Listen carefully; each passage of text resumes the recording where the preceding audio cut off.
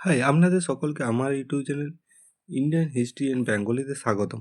আজকে আমরা আলোচনা করব কেপি কনস্টেবলে বর্তমানে সিট সংখ্যা কত আছে, ছেলেদের এবং মেয়েদের সিট সংখ্যা কত আছে এবং ক্যাটাগরি ওয়াইজ সিট সংখ্যা কত আছে, পরীক্ষার জন্য যে যে সামগ্রী বা ডকুমেন্ট আমাদেরকে নিয়ে যেতে হবে অবশ্যই সঙ্গে করে সে সম্পর্কেও আলোচনা করা হবে। বর্তমানে কলকাতা পুলিশ কনস্টেবলে ও কেপি কনস্টেবলের রিক্রুটমেন্ট 2024 ও 25-এ, যার প্রিলিমিনারি পরীক্ষা 21শে ডিসেম্বর অর্থাৎ আজ 2025-এ নির্ধারিত। এর জন্য যে সিট সংখ্যা বা ভ্যাকেন্সি আপডেট করা হয়েছে, সর্বশেষ তথ্য অনুযায়ী যে মোট যে সিট সংখ্যা আছে সেটা 3,969টি করা হয়েছে। ছেলেদের ক্ষেত্রে এবং মেয়েদের জন্য যে নির্দিষ্ট যে সিট সংখ্যা বরাদ্দ করা হয়েছে তা হলো ছেলেদের সিট সংখ্যা 3,624টি এবং মেয়েদের সিট সংখ্যা 345টি। মোট যে সিট সংখ্যা সেটা ছিল 3,969টি। বিজ্ঞপ্তি প্রকাশের সময় যে মোট সিট সংখ্যা ছিল 3,734টি। ছেলেদের জন্য ছিল 3,464টি এবং মেয়েদের জন্য ছিল 270টি।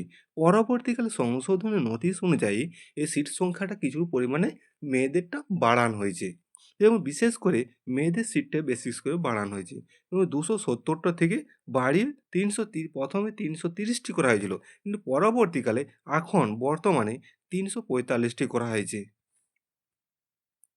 ক্যাটাগরি অনুযায়ী যে সিট সংখ্যা যে বন্টন করা হয়েছে, যে মোট যে সিট সংখ্যাটা ছিল সেই সিট সংখ্যাটা ক্যাটাগরি ওয়াইজ যে ভাগ করা হয়েছে সেই ভাগটা আলোচনা করা হলো।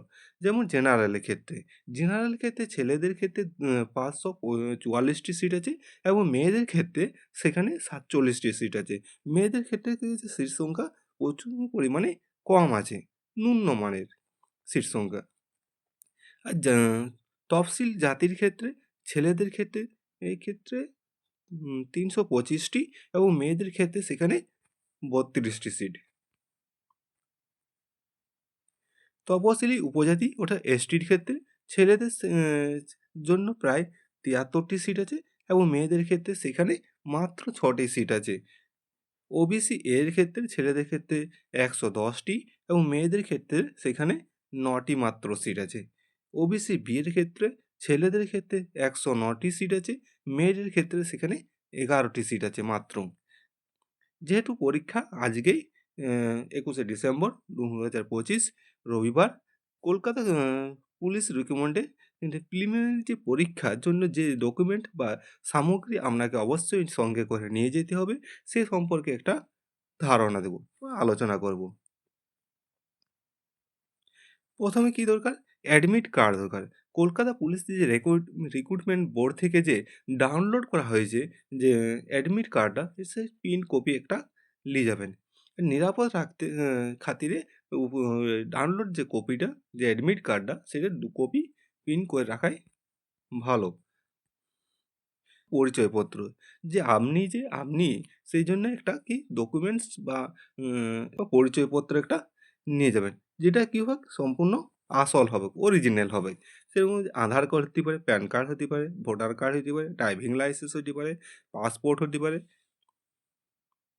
এই আধার কার্ডের নাম এবং জন্ম তারিখ যেন অ্যাডমিট কার্ডের সাথে হুবহু মিল থাকে। অনেক সময় আধার কার্ডের যে ফটোকপি চাইতে পারে, এ তাই 1 কপি করে রাখাই বুদ্ধিমানের কাজ হবে। ছবি 2 কপি পাসপোর্ট সাইজের ছবি আপনাদের সঙ্গে করে নিয়ে যেতে হবে।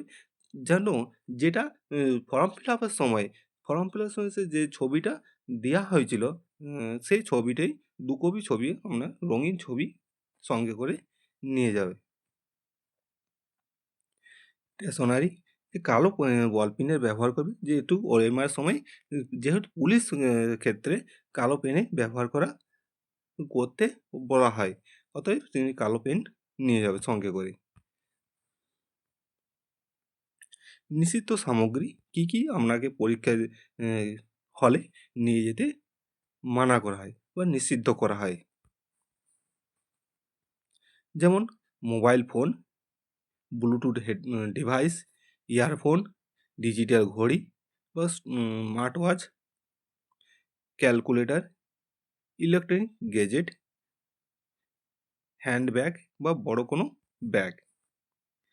কী, কী পোশাক পরে যাবেন, কেমন একটা পোশাক আপনাকে ওইখানে রিক্রুটমেন্টে যে পুলিশ কনস্টেবলের বা ওয়েস্ট বেঙ্গল পুলিশ রিক্রুটমেন্ট বোর্ডে সাধারণত পরীক্ষা হলে পোশাকের যে ব্যবহার কড়াকড়ি করা হয়, সেজন্য কী, কী পোশাক হয়ে যাবে?